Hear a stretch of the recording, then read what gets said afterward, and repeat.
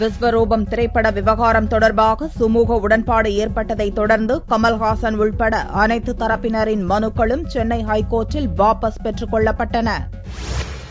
நடிகர் கமல்ஹாசன் தயாரிப்பில் அவர் நடித்து இயக்கிய விஸ்வரூபம் திரைப்படத்தில் சர்ச்சைக்குரிய காட்சிகள் இடம்பெற்றுள்ளதாக கூறி அப்படத்தை வெளியிட முஸ்லிம் அமைப்பினர் எதிர்ப்பு தெரிவித்ததை தொடர்ந்து தமிழக அரசு விஸ்வரூபம் திரைப்படத்தை தமிழகத்தில் வெளியிட தடை விதித்தது. அரசு விதித்த தடையை எதிர்த்து கமல்ஹாசன் தரப்பில் சென்னை உயர்நீதிமன்றத்தில் வழக்கு தொடரப்பட்டது. இதனிடையே முதல்வர் ஜெயலலிதா யோசனையை ஏற்று சனிக்கிழமையன்று சென்னை தலைமைச் செயலகத்தில் அரசு மற்றும் முஸ்லிம் அமைப்பினருடன் நடிகர் கமல்ஹாசன் நடத்திய முத்தரப்பு பேச்சுவார்த்தையில் சுமூக உடன்பாடு ஏற்பட்டது. இதைத் தொடர்ந்து மாவட்ட கலெக்டர்கள் தரப்பில் விஸ்வரூபம் திரைப்படத்திற்கு விதிக்கப்பட்டிருந்த 144 தடை உத்தரவு ஞாயிற்றுக்கிழமை அன்று நீக்கப்பட்டது. இதனிடையே திங்கட்கிழமை அன்று சென்னை உயர்நீதிமன்றத்தில் விஸ்வரூபம் திரைப்படத்திற்கு எதிராக அரசு விதித்த தடையை நீக்க கோரியும் மாவட்ட கலெக்டர்கள் விதித்திருந்த 144 தடை உத்தரவை நீக்க கோரியும் கமல்ஹாசன் தரப்பில் தொடரப்பட்டிருந்த வழக்குகள் வாபஸ் பெறப்படும் என கமல் தரப்பு வக்கீல் PS ராமனும் அரசு தரப்பு வக்கீல் நவநீத கிருஷ்ணனும் நீதிபதி ராஜேஸ்வரனிடம் கூறியதின் பேரில் அனைத்து வழக்குகளும் வாபஸ் பெற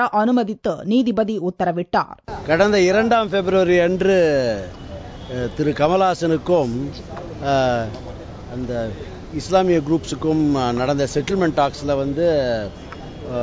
உள்துறை செக்ரட்டரி சார்பில் ஒரு செட்டில்மெண்ட் எல்லாம் பேசி முடிச்சுட்டாங்க.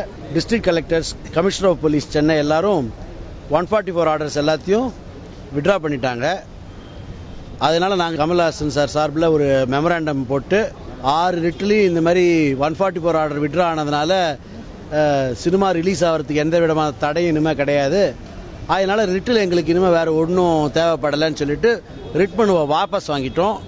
நாங்கள் சொன்னதையும் அட்வொகேட் ஜெனரல் சொன்னதையும் ஜட்ஜ் ரெக்கார்ட் பண்ணி ரிட் மனுவை வாபஸ் வாங்குறது ஆர்டர் போட்டாரு. வழக்கு வாபஸ் பெறப்பட்டதை தொடர்ந்து விஸ்வரூபம் திரைப்படம் தமிழகத்தில் எந்த தேதியில் வேண்டுமென்றாலும் வெளியிடப்படும் என கமல் தரப்பு வக்கீல் PS ராமன் தெரிவித்தார்.